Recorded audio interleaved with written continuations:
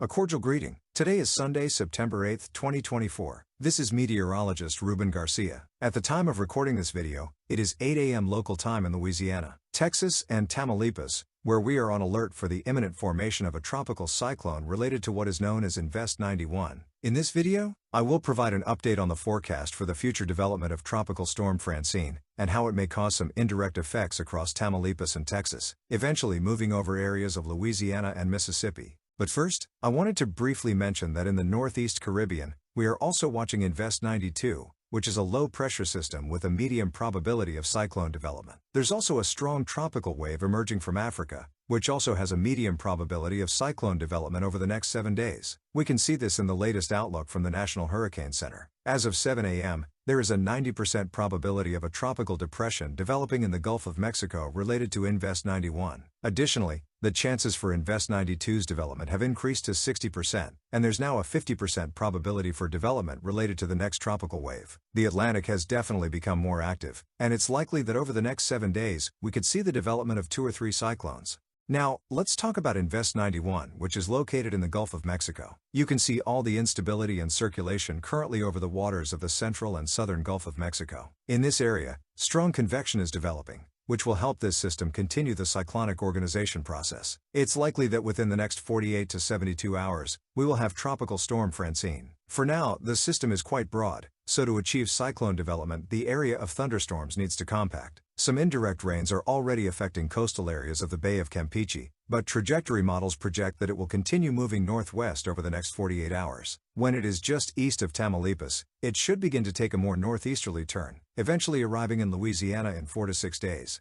Notice that all the models agree that it will maintain a path parallel to the coast of Tamaulipas and Texas, and for now, it seems the circulation center will remain east of Texas and Tamaulipas. Along its path, Invest 91, or the future Tropical Storm Francine, will have favorable conditions for strengthening. Generally, models agree that it should reach Louisiana as a strong tropical storm, or a Category 1 hurricane. However, there are several scenarios, ranging from a strong tropical storm to a Category 1 or even Category 2 hurricane, depending on various factors. Let's look at the latest projections from global models. Here we have the American model, the GFS, which by early Monday has a tropical depression just east of Veracruz and Tamaulipas. You can see how, between Tuesday and Wednesday, this disturbance begins to strengthen as it passes parallel to the coast of Tamaulipas and Texas. By Wednesday afternoon, the GFS model shows a Category 2 hurricane approaching Louisiana. Under this scenario, the model suggests that this disturbance could form a compact structure, which could help keep dry air descending from Texas away from the circulation center. If the future Tropical Storm Francine achieves this process,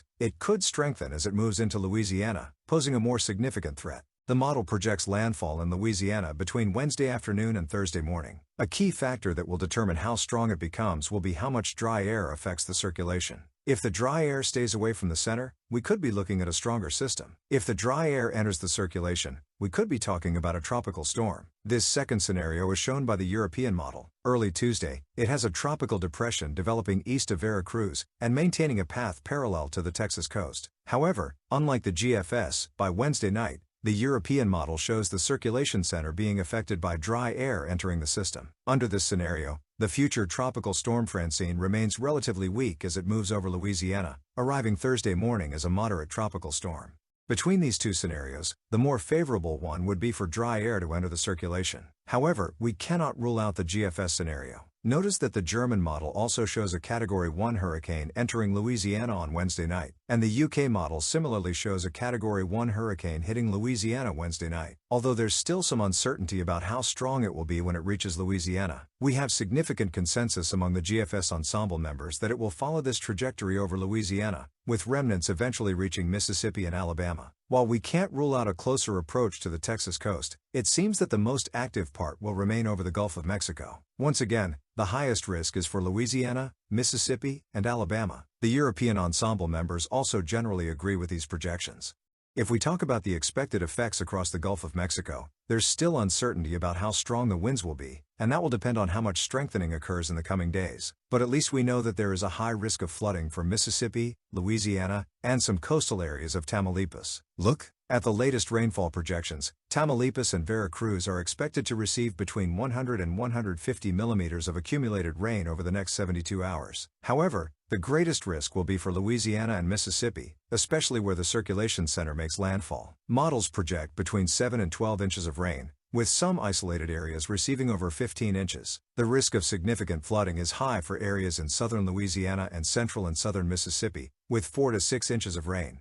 Here at Hurricane Info, I'll continue monitoring the situation with Invest 91, and will keep recording videos to update you on the forecast. It's important to check if you're subscribed to my channel. Go to the bottom of the video, click the red subscribe button, and then click the bell so you'll receive notifications when I upload new videos. Later today, I'll be recording another video about the possible development of a cyclone in the eastern Pacific waters, which could threaten northwestern Mexico. I'll also be recording another video about disturbances in the tropical Atlantic, and whether they pose a threat to the Caribbean. See you later.